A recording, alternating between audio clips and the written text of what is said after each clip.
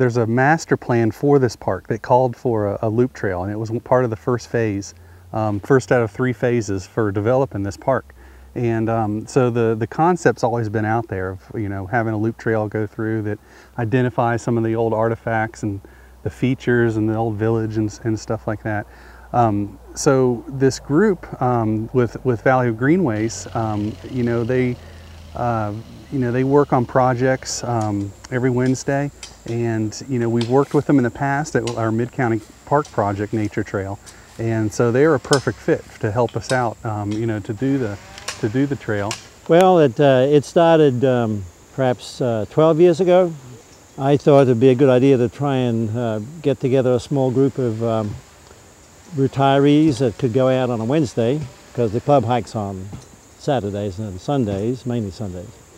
And so we had a small nucleus, and when we began, we thought, well, we'd like to work on trails, but we'd also like to just hike for recreation. So we alternated a Wednesday working and a Wednesday of just fun hiking. Started out with one day we would hike for fun, and the other day we would work.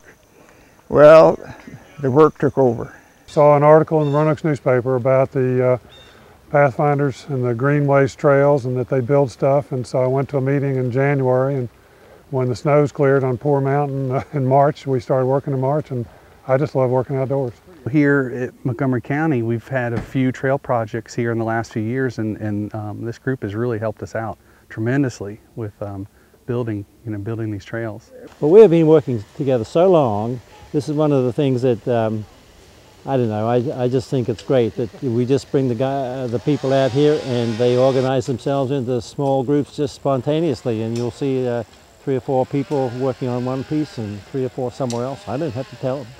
You know, it's just very satisfying to see how people know what to do, and they just hook up with somebody else and form a little team. And like that rock crossing now, a beautiful crossing. 3 or 4 fellas did that. I didn't tell them to do it. You know, they just knew what to do, and they did it.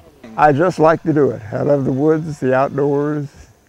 I grew up in the Midwest on the plains, and this is me, not that. I enjoy building something that people are going to use for the next 20 or 30 or 40 years.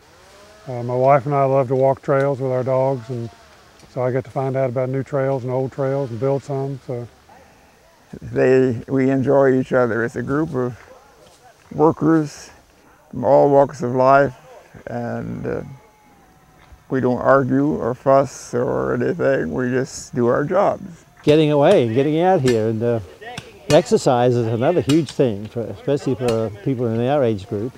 You know, it's a wonderful way to exercise. Come out here and spend the whole day, and of course we don't notice the people that come out for the first time, the second time, they're absolutely wiped out. You know, and after a few weeks, they're with us. You know, if they stay. You know, but, so there's quite a lot of different aspects. The first thing we did was we came out and GPS'd our borders and our boundary lines, so we knew, you know, the parameters we had to work with.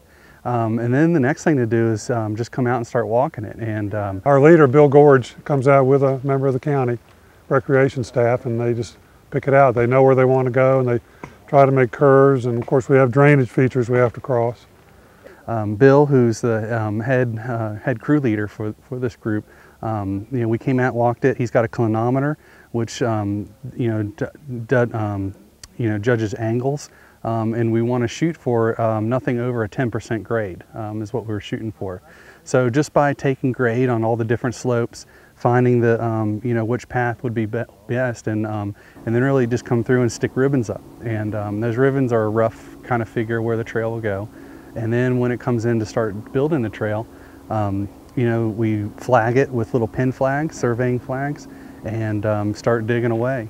We put a lot of care goes into where the trail goes. You look around to see what features that you could go by to make it interesting, and of course this is a good example of that. This is historic, very historic, and so the trail is going to include the old site of the hotel, but there's some foundations where so we go past that, and the county is going to develop some historic features and some informative plaques that will be put up. And so this trail is you know, very special because it is. It's going to open up the historic side of things to the public, and they'll see this place with you know, through fresh eyes. I think when they see some of the old photographs, the huge mill that was here, and the people that have been here before us.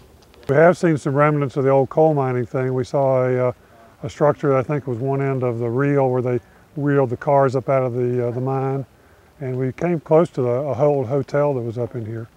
And we rerouted the trail. The county had us rewrite the trail a little bit to get closer to that. This was a multi-use trail for biking, running, walkers, everything like that. So we wanted to make sure that the trail design accommodated, you know, all the user groups. It's a natural ecosystem, and there's lots to learn from this, you know, and the type of trees and the interaction with the ground covers and the animals that live here and so on. So that's another huge piece of this. And so we try to, if we can, put the trail where you're going to have pretty or interesting trail features, you know. So no, we just kind of come in and find our own place to work, and when we finish, we'll take a 10 or 15 foot segment and dig, and when we finish, we just hopscotch around to the next spot. And you get a dozen experienced trail workers out here, they can put down a lot of trail. The thing that's impressed me most is how hard these guys work, and you know, how much effort it takes just to keep up with them. You know, they come in and they get to work right at 9:30. You know, they work straight through really hard. They'll take break at 12 for lunch. They don't slack around or anything. They get right back up from lunch, and then they're at it again until about 3:30. So you know, it's you know, I guess when you're doing it once a week, every, you know, throughout the year, you know, you build up those muscles that you know, that keep you going, and you know, and they take their time on things, and with the effort that they get from the whole group, it you know, things really come together quick. we do what are called hard crossings and pile up rocks so that the water can still move through the rocks, but they're big enough that the water won't move the rocks themselves, and then just build it up. You know, originally we weren't going to cross the creek with the bridge, and we were going to come across on the access road and then dip down off the access road, and you know, to avoid the bridge, because we just didn't know if that was going to be feasible to get a bridge across there. So you know, we came up with we looked at different scenarios and decided that the bridge would probably be the best way to get across, and what that would do is that kept all trail users off the road, really off the Huckleberry. And what we did, so we started looking into supplies and stuff, contacted AAP, and they you know, donated 4 40-foot telephone poles for us, and which is a huge help. And you know, this crew is you know, they're experienced with building bridges like this. They've done similar bridges, already had the design down and stuff like that. So you know, putting in the footbridge across the creek was it was a big effort. You know, we had to get a lot of rock and a lot of stone brought over, the poles, and then the materials, you know, for the planking and stuff like that.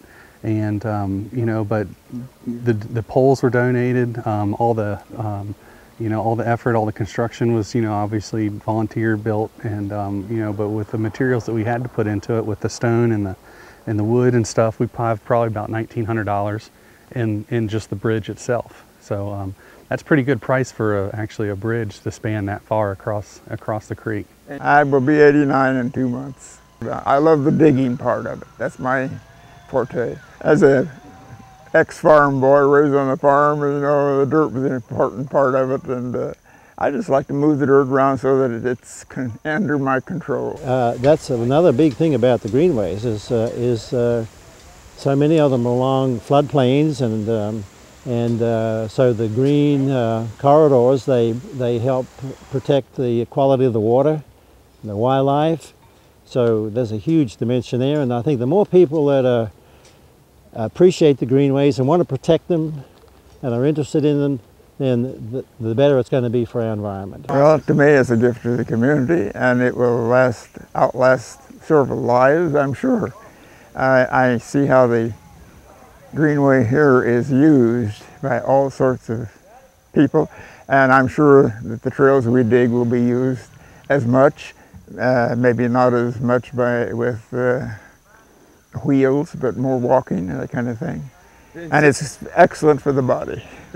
Yeah, it's a great opportunity to get off the Huckleberry, off the beaten path, and you know, get out on some single track, especially for the cyclist. It's you know, it's a pretty user-friendly type mountain bike trail. So you know, I encourage you to come check it out and ride it.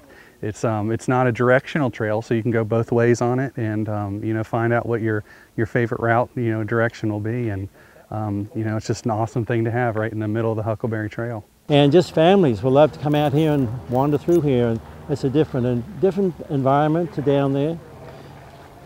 So that's an urban trail, and this is, I don't know what you call this. It's got a name, but it's an intermediate sort of trail. I don't know, it's just that I'm doing what I like to do. And it makes, well, I'm not proud to say that I'm big in that kind of thing or making trails for other people, but I feel like I'm contributing to something. It's an indefinite thing out here. You know, the going rate for this type of trail built is about $7 per foot. And, you know, the distance that was put into this trail, you know, we just did some figures on it. It was probably a $50,000 project, you know, done basically for, you know, $1,900 that the county's put into it. And, you know, but there's no way that the county could have done anything like that without the help from this crew.